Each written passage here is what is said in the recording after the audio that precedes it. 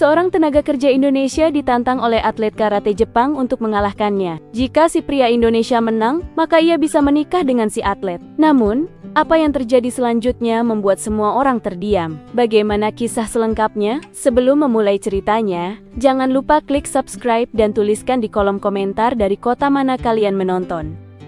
Adi adalah seorang TKI asal Jawa Tengah yang sudah 4 tahun bekerja di pinggiran prefektur Chiba, dekat Tokyo. Tugas utamanya adalah perakitan suku cadang elektronik. Hidupnya di Jepang terstruktur, sunyi, dan penuh kerinduan. Untuk menambah penghasilan, Adi juga mengambil pekerjaan paruh waktu di malam hari sebagai petugas kebersihan di pusat komunitas Chiba Tomioka.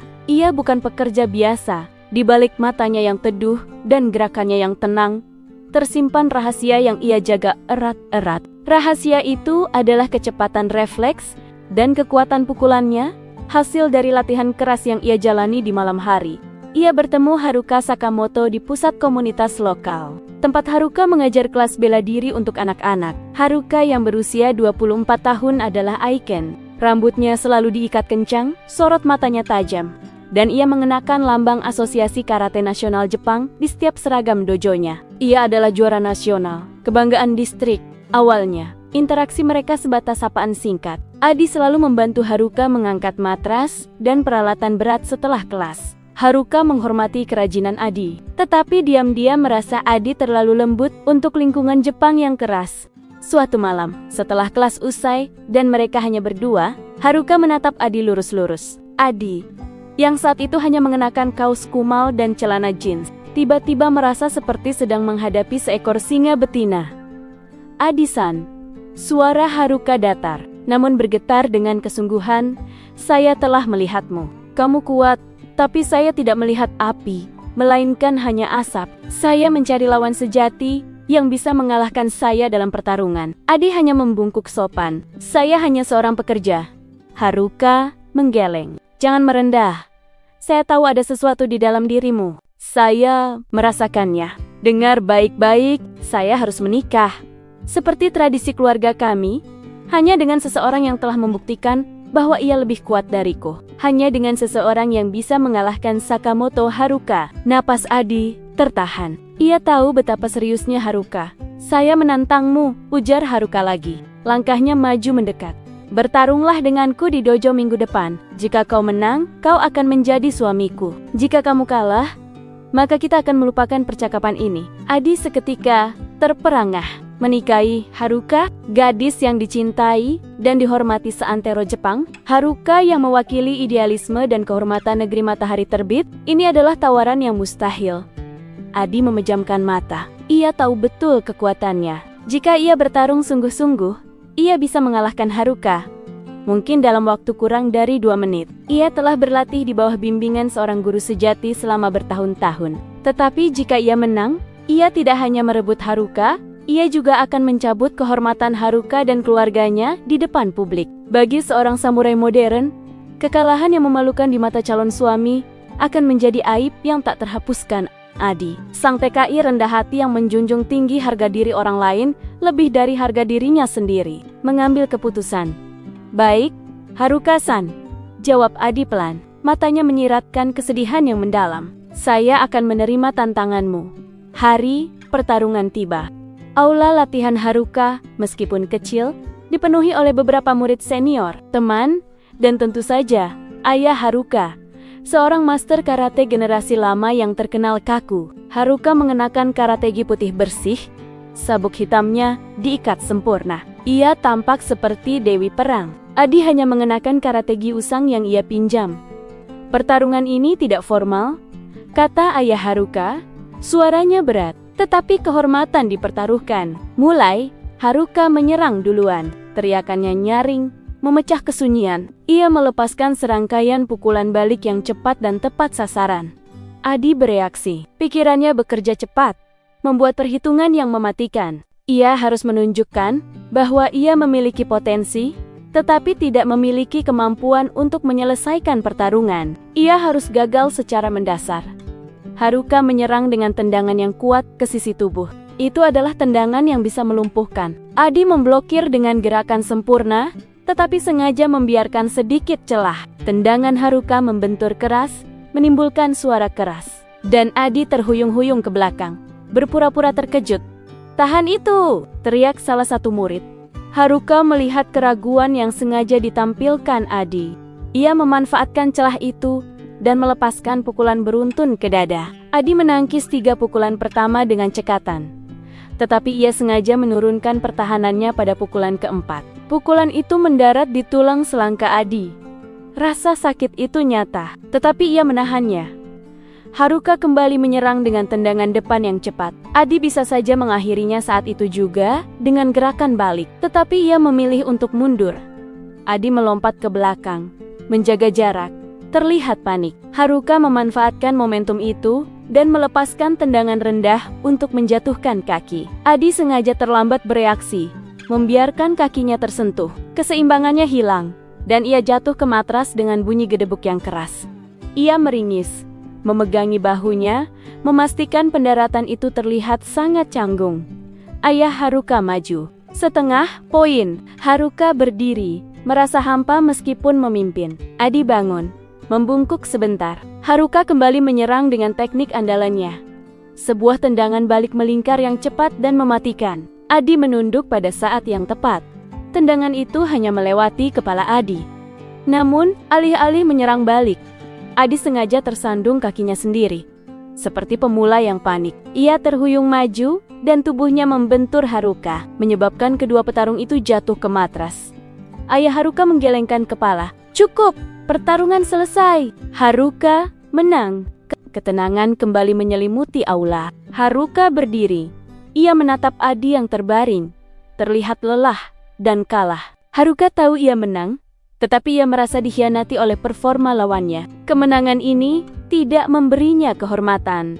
Adi berdiri perlahan, merasakan sakit di tulang selangkanya. Harga yang ia bayar untuk sebuah kebohongan manis. Ia membungkuk dalam-dalam kepada Haruka.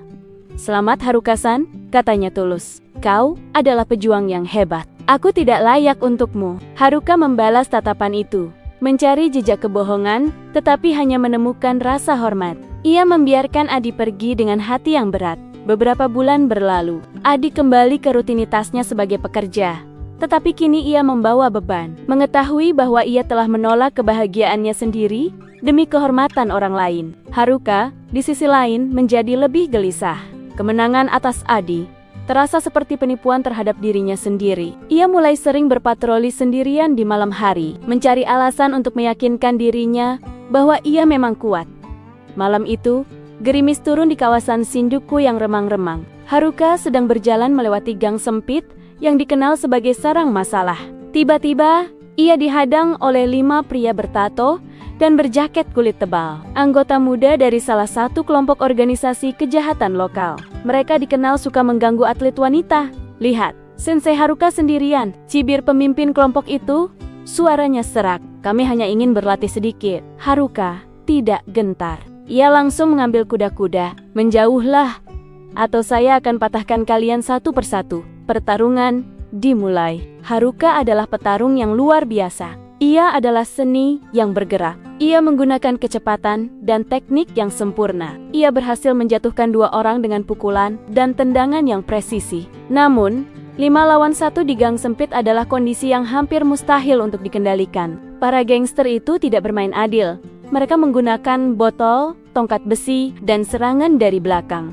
Haruka mulai kelelahan. Seorang pria berhasil memiting lengannya, sementara yang lain memukul perutnya. Haruka menjerit kesakitan, terhuyung-huyung. Ia mencoba melepaskan diri dengan tendangan lutut, tetapi pria ketiga menahannya. Ia terpojok nyaris kalah. "Tamat riwayatmu Haruka," teriak pemimpin itu sambil mengangkat tongkat besi untuk pukulan pamungkas. Tiba-tiba, seperti angin kencang yang datang dari ketiadaan, terdengar suara kretek yang tajam. Tongkat besi itu terlepas dari tangan gangster, jatuh ke aspal. Pemimpin kelompok itu memegangi pergelangan tangannya. Wajahnya meringis kesakitan. Dari balik bayangan, muncullah siluet yang sangat Adi kenali. Ia baru saja pulang kerja, berjalan memutar untuk menghindari jalan utama, mengganggu wanita sendirian. Suara Adi terdengar dingin, jauh dari sifatnya yang rendah hati dan pemalu yang selama ini ia tampilkan. Itu memalukan. Haruka terkejut melihatnya. Itu adalah Adi.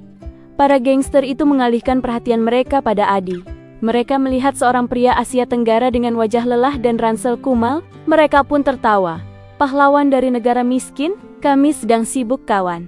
Pergilah dari sini. Adi tidak menjawab. Ia hanya melepaskan ranselnya dengan gerakan tergesa-gesa. Pemimpin gangster itu berlari ke arahnya. Marah, melepaskan pukulan lurus ke wajah Adi. Saat itulah rahasia Adi meledak. Adi tidak memblokir. Ia tidak mundur. Ia bergerak ke samping sedikit, menghindari pukulan itu, dan dengan kecepatan yang mustahil, ia membalas dengan sebuah pukulan yang sangat pendek dan cepat, tepat di sisi rahang pemimpin itu. Pukulan itu bahkan tidak terlihat seperti pukulan penuh, namun tenaga dan fokusnya luar biasa. Bruk, pemimpin itu jatuh ke tanah seperti karung beras, langsung tak sadarkan diri. Dua gangster lainnya melihat bos mereka tumbang seketika, terkejut dan marah. Mereka menyerang bersamaan.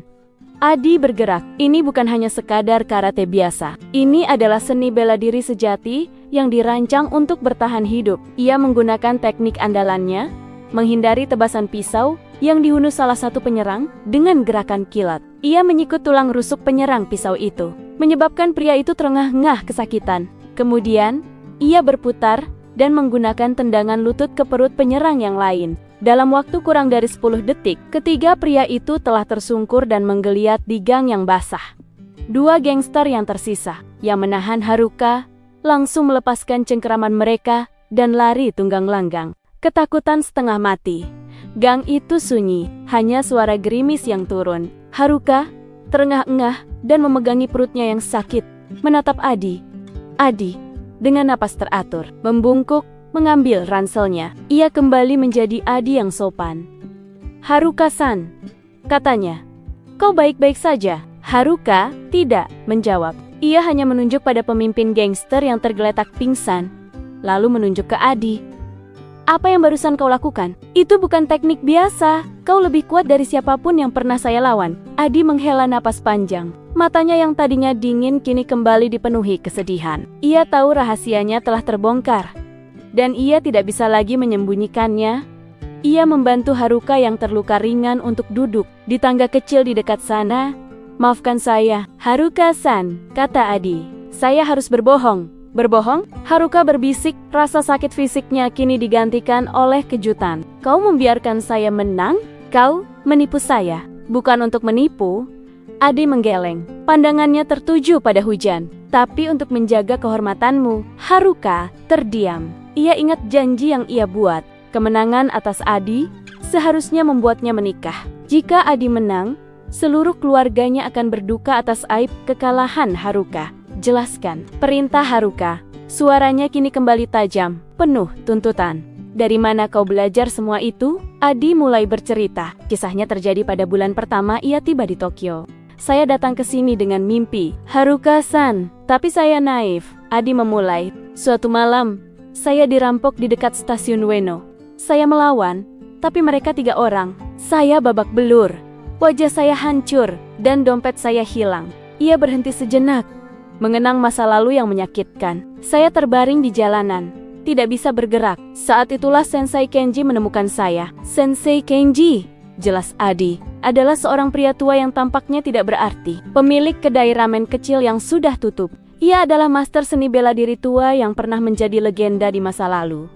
Sensei Kenji membawa saya ke rumahnya, merawat luka saya. Ia melihat semangat di mata saya, kemauan untuk melawan yang masih menyala. Ia bilang, kau harus punya kekuatan untuk melindungi dirimu di negeri orang, bukan hanya untuk bekerja. Selama 3 tahun berikutnya, Sensei Kenji melatih Adi secara rahasia. Itu bukan hanya latihan fisik, itu adalah pelatihan spiritual dan filosofis. Ia mengajarkan Adi seni pertarungan jalanan yang efisien dan mematikan, menggabungkan teknik karate yang solid dengan kelincahan bela diri Indonesia. Ia melatih saya untuk tidak pernah menunjukkan kekuatan penuh saya, kecuali nyawa saya atau nyawa orang yang saya cintai terancam. Ia berkata, kekuatan sejati terletak pada kerendahan hati dan kemauan untuk melindungi, bukan pada kemenangan di kejuaraan. Apakah Sensei Kenji tahu tentangku? Haruka bertanya. Wajahnya masih memucat karena kekalahan di gang dan pengakuan Adi. Ia hanya tahu Haruka Sakamoto adalah juara nasional. Jawab Adi. Ia sangat menghormati keluargamu. Ia bahkan pernah bertanding melawan ayahmu puluhan tahun lalu. Haruka terkesima. Dunia seolah berputar. Pria yang ia anggap pekerja rendahan dan yang ia taklukkan dengan mudah, ternyata adalah murid salah satu master legendaris yang dihormati ayahnya. Kau mengorbankan pernikahan kita hanya untuk menjaga kehormatanku, kata Haruka. Suaranya sangat lembut, hampir tidak terdengar di tengah guyuran hujan. Adi menatapnya. Kehormatanmu, Haruka-san, jauh lebih berharga daripada janji pernikahan apapun. Sejak malam itu, semua berubah. Haruka tidak lagi melihat Adi sebagai pekerja Indonesia yang sederhana. Ia melihatnya sebagai seorang pejuang dengan integritas yang tinggi. Kekuatan fisik yang Adi tunjukkan di gang sempit itu adalah magnet yang menarik. Tetapi pengorbanan yang ia lakukan ketika melawan Haruka adalah ikatan yang menyatukan. Haruka tidak melaporkan insiden gang itu kepada polisi. Ia hanya merawat lukanya. Sebaliknya, ia mencari Adi. Kau telah berutang padaku, Adi-san, kata Haruka suatu sore, mengunjungi Adi di tempat kerjanya. Adi menatapnya. Apa yang harus kulakukan, Haruka-san? Latih aku, jawabnya singkat. Latih aku dengan cara Sensei Kenji melatihmu. Ajari aku cara bertarung yang sesungguhnya di jalanan, bukan hanya di matras aula. Adi pun setuju. Di tengah malam, di atap parkiran yang sepi, atau di taman yang gelap, mereka mulai berlatih. Haruka adalah murid yang cepat dan bersemangat. Ia belajar untuk tidak hanya mengandalkan kekuatan, tetapi juga pada fluiditas, gerakan kaki yang tak terduga, dan seni bela diri tanpa belas kasihan saat diperlukan. Dalam sesi latihan inilah, di tengah keringat, napas berat, dan suara bantingan kaki di aspal, Haruka melihat jauh ke dalam hati Adi.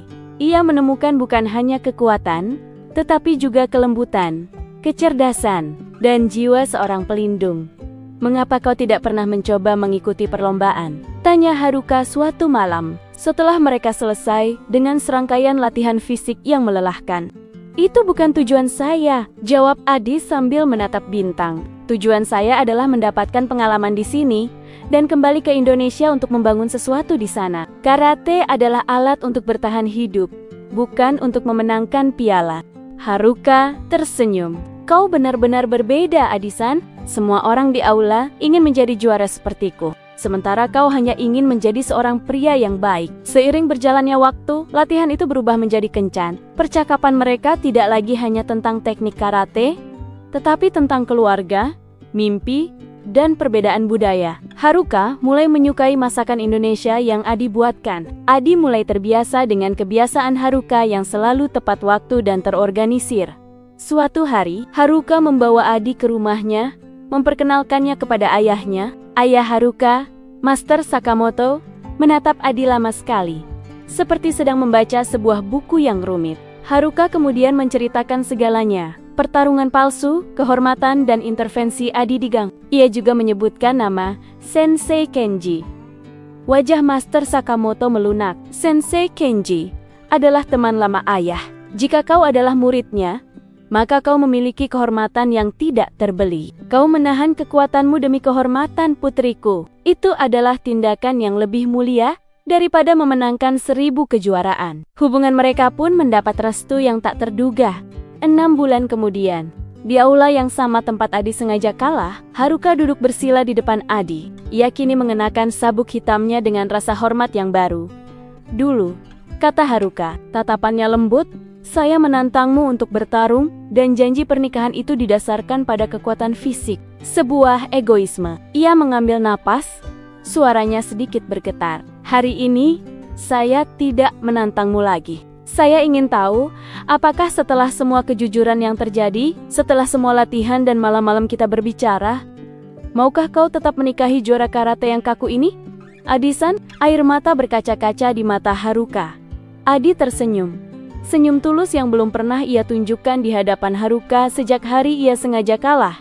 Haruka-san, jawab Adi, meraih tangan Haruka yang penuh kapalan. Saya tidak ingin menikahi juara karate. Saya ingin menikahi wanita yang rela berjuang di tengah hujan untuk melindungi dirinya, dan yang berani mengakui bahwa ia perlu belajar lagi. Saya mencintaimu bukan karena janji, tetapi karena kejujuran. Ia kemudian mengucapkan kalimat yang sudah lama ia simpan. Saya mencintaimu dan saya siap menghabiskan sisa hidup saya di sisimu, baik di Jepang maupun di Indonesia. Ayo, kita menikah." Haruka menangis, air mata kebahagiaan mengalir dari matanya. Pertarungan terberatnya telah usai. Ia tidak harus mencari suami yang lebih kuat darinya dalam arti fisik. Ia menemukan pasangan yang memiliki hati yang jauh lebih kuat, yang berani mengorbankan kehormatan pribadi demi kehormatan orang yang dicintai.